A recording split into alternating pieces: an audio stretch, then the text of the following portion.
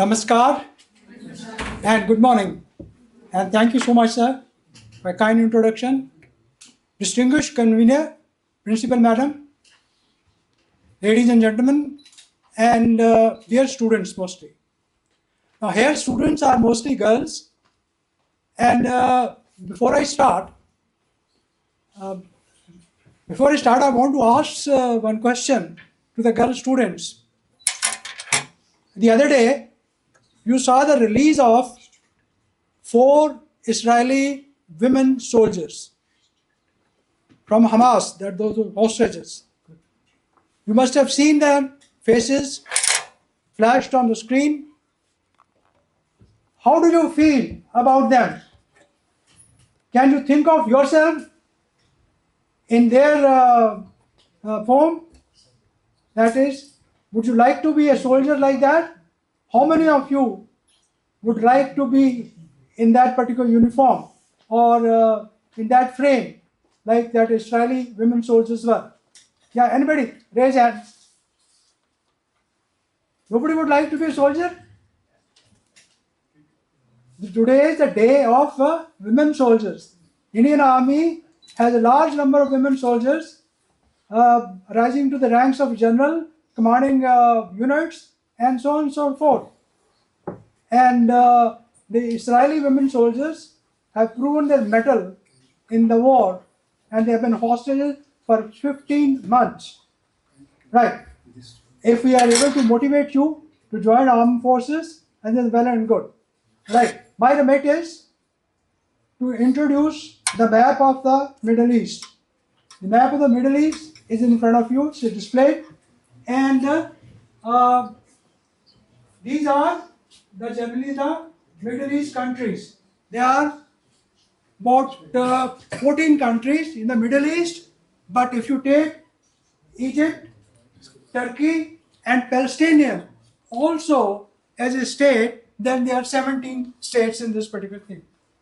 So, just to orient you with this particular map, I will indicate certain geographical features.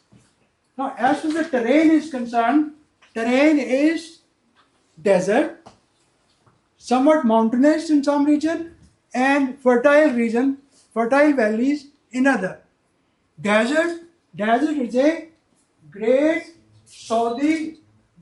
Arabian desert. We call it Arabia desert, and there is a Syria desert. It's a two-part, Arabia desert and Syrian desert. Arabia desert is like if you have our Jaisalmer Thar desert. Thar desert, some of you must have seen it. We have shifting dunes, and Arabian desert has shifting sands. So there are huge desert is there in Saudi Arabia. The importance of the climate is in Arabian desert, it's hottest.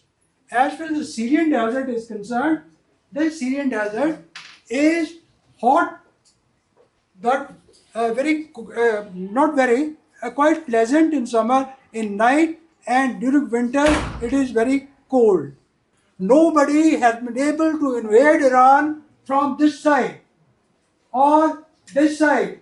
The only open side is from this central and honor.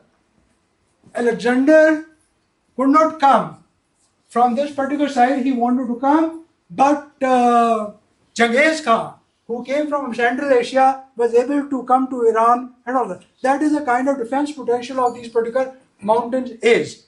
So the free run is from this particular side to Iran. This side, nobody can land it. Nobody can do this particular by ground invasion. The only invasion now we have seen lately is by air. Israel flew 100 aircrafts over this distance between Israel and Iran is 2,000 kilometers. 2,000 kilometers 100 fighter aircraft, F-35 flying was a tremendous task that involved plenty of training on the part of the pilots, mid-refueling capability of the aircrafts, and they went in 3 waves subsequently and inflicted a damage on Iran. But since Iran's facilities are tucked in these mountains, they were not able to destroy, do a significant damage to their nuclear facility or their oil wells. Anyway, the point here in this flight is that do we have the comparative capability of flying so many aircrafts and so on and so forth?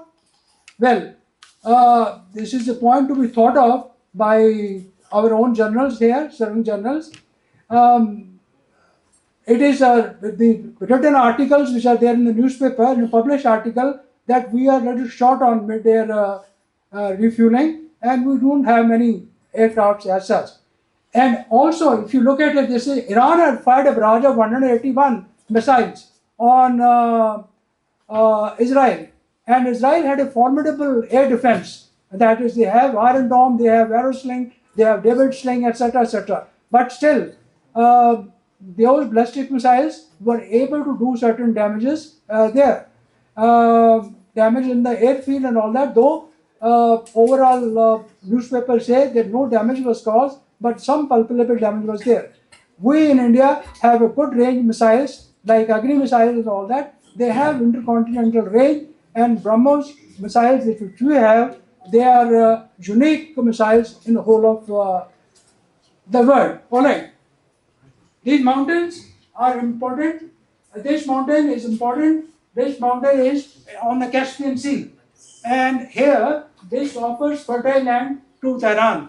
Here is Tehran is located just near Elbrus Mountain in that particular fertile region, and its missile and drone manufacturing facilities are across this Tehran on the left and right side of this, and there's the Caspian Sea. Through Caspian Sea, it's connected to Russia. So what happens is Iran exports its oil through this Persian Gulf and sends out its missiles and drones through Caspian Sea to Russia.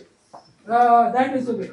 So here, this mountain, very high peaks are there. The peaks are 5,500 meter high. Now imagine our Kailash Parvat is 6,000 meter high. Leh is 3,500 high. Sir, please. Sir. Sorry, just got Sir, we did some modification. We started with the academic session. Acha. So we are just doing that. Okay. And then we will do the inaugural now that you are here. So please do it. Okay, I'll just quickly go over, quickly finish it. So here, this is the Iran, these are the Iraq. In Iraq, there are the important, there is the two rivers, Tigris and Euphrates. Tigris and Euphrates is a very long river, so is the Tigris. Euphrates originates in Turkey, and it is about 2,500 kilometers long. Our Ganges is also 2,500, more than 2,500 kilometers long, from Gangotri to Padma in Bangladesh, and but our Ganges is very wide. At places it is 100 kilometers wide, but these rivers are not that wide. But these rivers together offer a very, very fertile area here, and this is the Mesopotamia civilization, which we have been comparing with Indus civilization and all that. Very good. I request you another 1 minute. 1 minute, okay. Right. There are various things like this. This is the Bekaa Valley. Bekaa Valley is between Syria and Lebanon. And now this is the Bekaa Valley is the way for terrorists, things like that, drugs and all that. You have to go from Lebanon to Bekaa Valley. This is the Bekaa Valley. Here, there's a point here. These mountains, Zagros, the Taurus mountains of Turkey. These mountains, Elbrus here, there is a enclave here. This enclave facilitates the defensive potential. Here, Kurds have come up in a big particular way. And of course, this is Israel, the speaking board. Israel has got, this is Sinai. Sinai has got this thing, there are two in place here.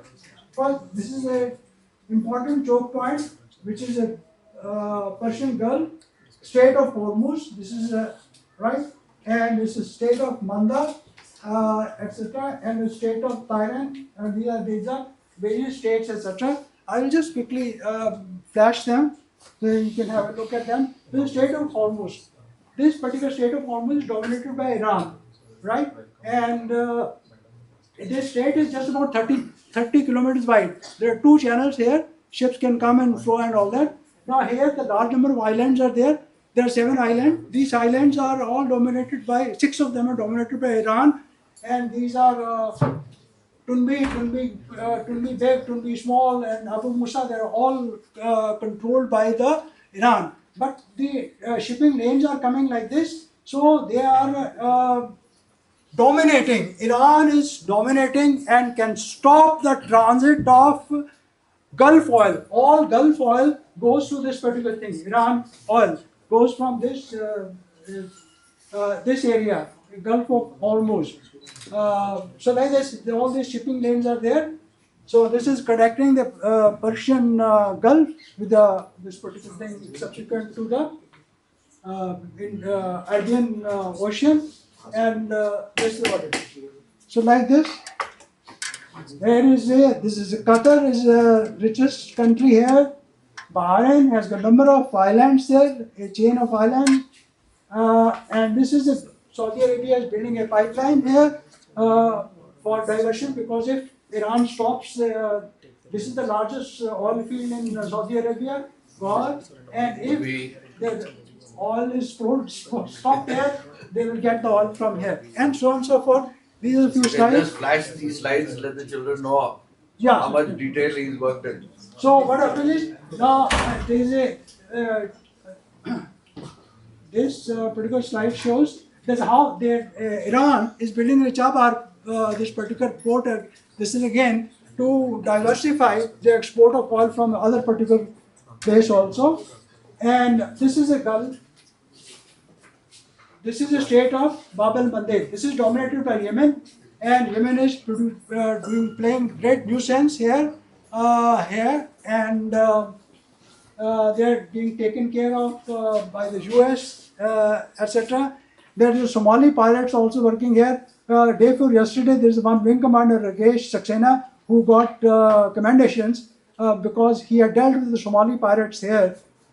He had flown an aircraft non-stop there, and some commandos had dropped from there and took hold of 35 Somali pirates there. So this is Yemen is doing a lot of problem. Yemen is dominated by the